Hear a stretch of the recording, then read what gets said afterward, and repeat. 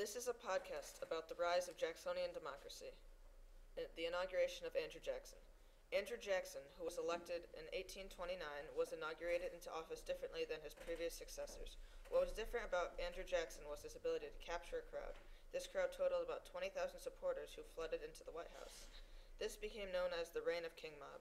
During the time of Jackson, many Americans supported him because he was a carrier that embodied the major developments of that era. The Boer War. The market revolution had accelerated the political process and gave Americans the feeling of true freedom. Voting became a popular subject to discuss. Qualifying for voting became a challenge for some Americans. Most were landowning white men. Men that wanted suffrage started protesting that they should have the same rights as landowning white men. This idea became a wave that grew greater and greater until 1840. More than 90% of white men could vote. This became apparent when the older states had been interested in the rights to vote in the new states. Eventually, all the original 13 states nullified the property qualifications for voting. Despite a majority of these states, Rhode Island remained the only state not to nullify this requirement of land. Thomas Dorr, who was a resident in the state of Rhode Island, and other landless white men created a new constitution behind closed doors. The Rhode Island authorities soon discovered their plot and arrested Dorr and his men. The American System. In December 1815, during the State of the Union address, President James Madison put forward a blueprint for a plan to improve the economy, which became labeled by Henry Clay as the American System of Manufacturing. This system was passed on three pillars: print tariffs to protect and promote American industry, build a national bank to foster commerce and federal financing, and open roads, canals, and other routes of transportation. This is a political cartoon that ridicules Henry Clay's American system and depicts monkeys as different parts of the nation's economy, stealing each other's resources, with the commentators saying it is humbug or great. Women in the public sphere.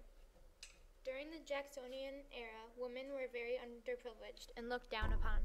They weren't given the right to vote during this time period. Only white males were allowed to vote, and eventually black males in certain parts of the North. But women weren't guaranteed suffrage until 1920, when Woodrow Wilson was president. Because women weren't able to vote, they decided to take part in other activities to make a difference, such as religious or reform movements. Reading also became much more popular. Women who weren't supposed to work outside of the house adapted to this reading and writing. Women ended up writing about domestic life or inside of the house because this is where they spent the majority of their time. Some famous women writers of domestic life themed documents are Lydia Maria Child, Catherine Maria Sedgwick, and Catherine Beecher. Race and class and racial democracy. By 1830, equality had become an American obsession. Whites were seen as equal while blacks were considered as a separate group. Racism in the nation started to come about, even in shows and theatrical presentations. Whites used racist imagery for comedy. They would portray blacks as stupid, dishonest, and ridiculous.